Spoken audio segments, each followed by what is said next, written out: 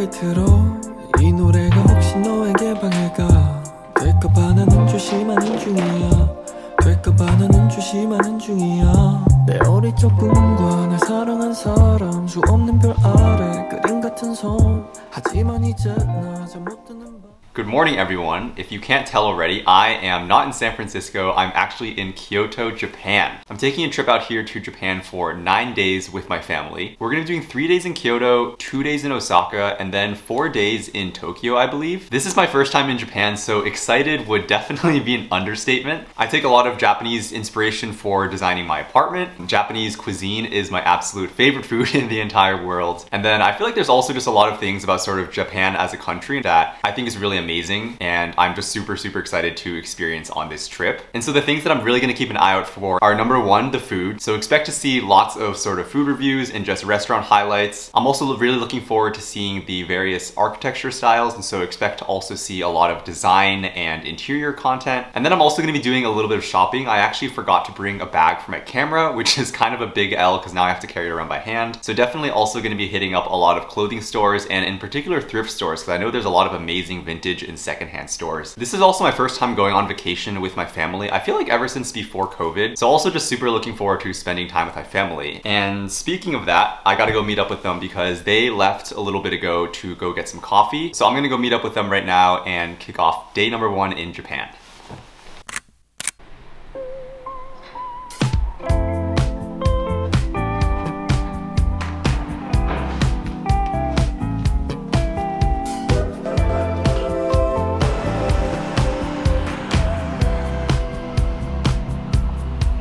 I can be your third man dog. Just a symptom you've forgotten. You slip me in your pocket, turn on the television on. Set me in the corner now. In technicolor's your bed, oh, won't you hear me out? You're painting all my features and everything you needed. Don't put me on the shelf, no. I'd never find another. Don't ask me what my name means. I don't believe in that. Conversations one-sided and pull my strings and watch me come apart for you. I don't believe in that. Trouble speaking whenever you're around and tell me what you wanna do. I don't believe in that. Wooden pieces inside you pull my strings and watch me come apart for you. I don't believe in that. I don't believe in that. I wonder what you dream about. You're smoking out the window. Oh, darling Geppetto, I'm wishing on a star too. Grow legs and start talking. Walking right beside you. Cut off the strings and put me down. Tell me what I'm missing. Oh, I never listen to the crickets on my shoulder. So we just finished with lunch and it was a very traditional sort of set course menu. What'd you think? Was it good? Pretty good. It was really good, but it honestly wasn't that much food, so I think I'm probably gonna continue to get snacks.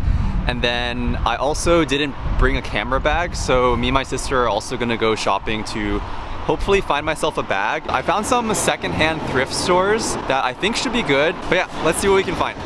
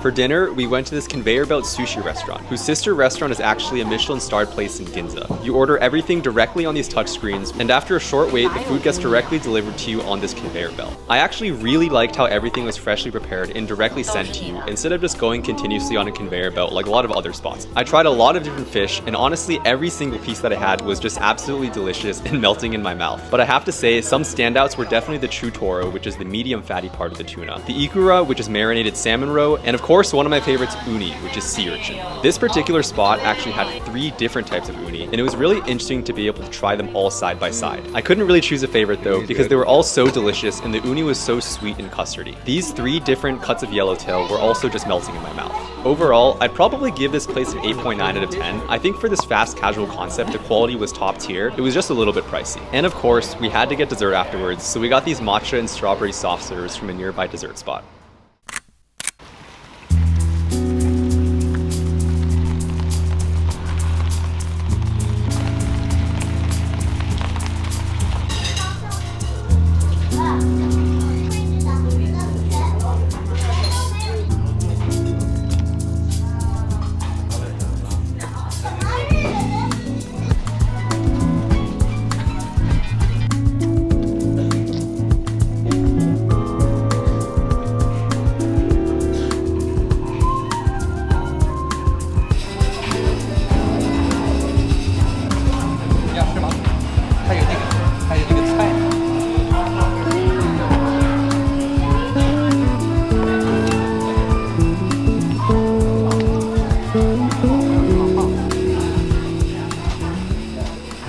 I already ate it all. You want some? Doesn't matter how you record it, you can write it down.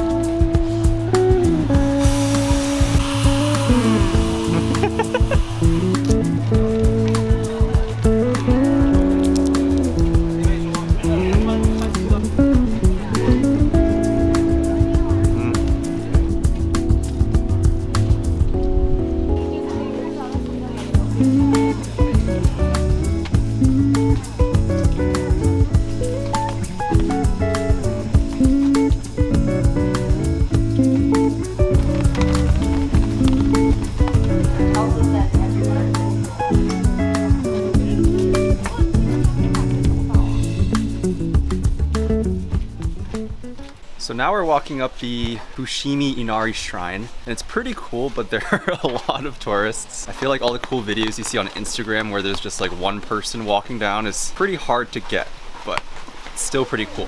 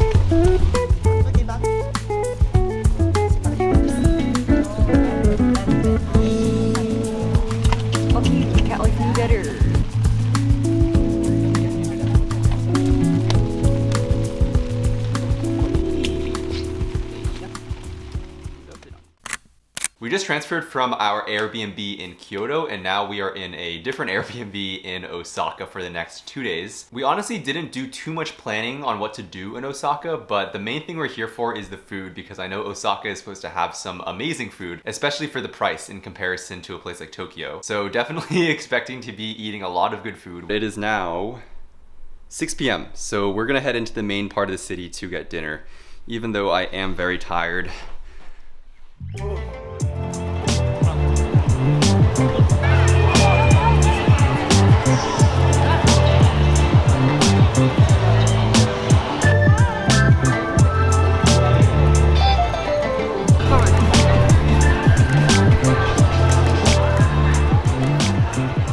For dinner, we were craving some Wagyu beef, so we went to this yakiniku place called Yoshiya in Dotonbori for some grilled meats over charcoal. You can see all those amazing cuts of Wagyu, which we'll be trying right here. We started off some sake to share because this is the first time I've been 21 on a family trip, and so it's definitely pretty fun and very interesting to be drinking with my family. They had a bunch of refreshing vegetables to kind of accompany the meat, and then here is all of the amazing Wagyu, which I am super excited to eat. To cook the meat, you put it on this charcoal grill that's in the middle of the table, and then you sort of cook yourself, kind of like Korean barbecue in the States. You get a very clean, smoky flavor from grilling the meat over charcoal instead of using something like a traditional gas stove. And the meat was absolutely perfect. It was so juicy. And as you can see here, this first bite was just amazing, and the beef was so soft. We tried around 5 or 6 different cuts of meat, and every single piece was melt in your mouth. And overall, I'd give this place a solid 8.5 out of 10. I think the meat quality was really amazing, but the side dishes and also just the value could have been a little bit better.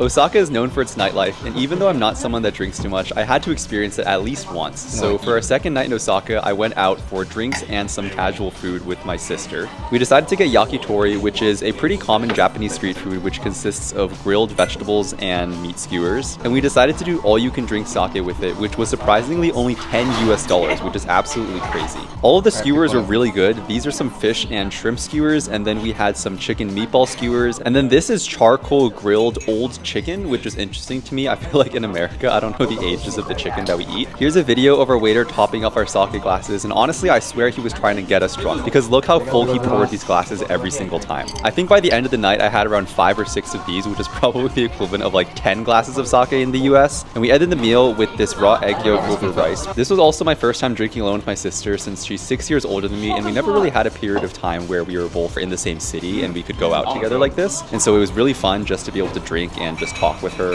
And then after dinner, we met up with one of my sister's friends who is also in Osaka, and then we hit a bar to get a few more drinks. And after this, I was definitely really feeling it, so we went out for some more late night snacks. And this time we got melon bread, which I didn't really know was a thing, but my sister could not stop talking about this since the last time she came to Japan. So we went to the stand on the street that served us melon bread with a scoop of strawberry ice cream in it. And I gotta say, after a long night of drinking, this was the absolute perfect way to end the night. Except maybe for this guy dressed up as a wolf playing this instrument, which I had no idea what was going on, but it was definitely pretty funny.